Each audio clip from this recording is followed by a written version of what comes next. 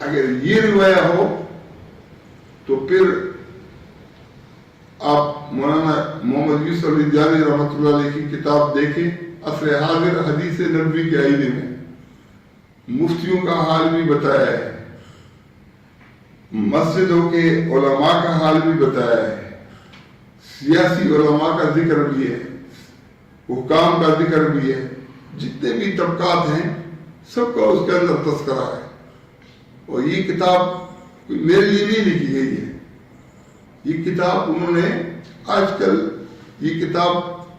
تقریباً کتب خانوں سے کافی عرصے سے غائب بھی ہے، کیونکہ ان کو احادیث کے اندر اپنا آئینہ نظر آتا ہے کہ زکوٰۃ کے مال سے تجارت کریں گے، سود کو جو ہے تجارت کے نام سے حلال قرار دیں گے۔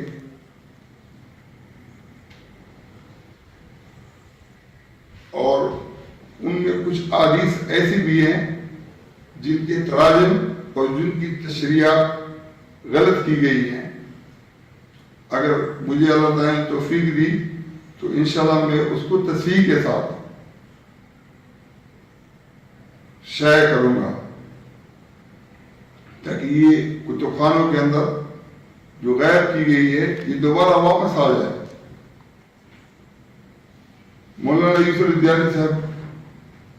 بڑے عالم تھے،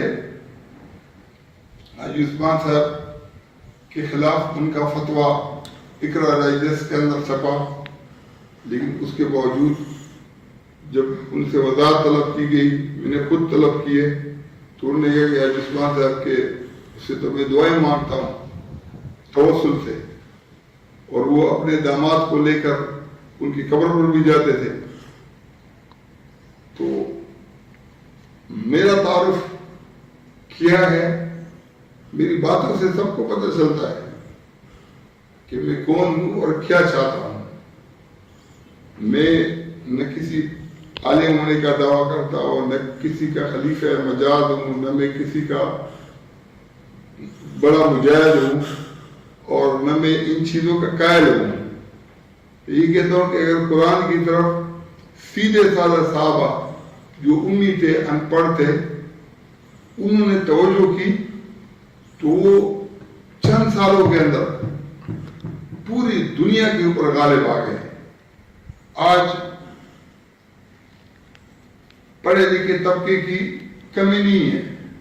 صرف قرآن کو سمجھنے کی ضرورت ہے۔ اگر قرآن کو سمجھ کر پڑھا جائے تو قرآن وہ نہیں ہے جو مولوی بتا رہا ہے۔ اگر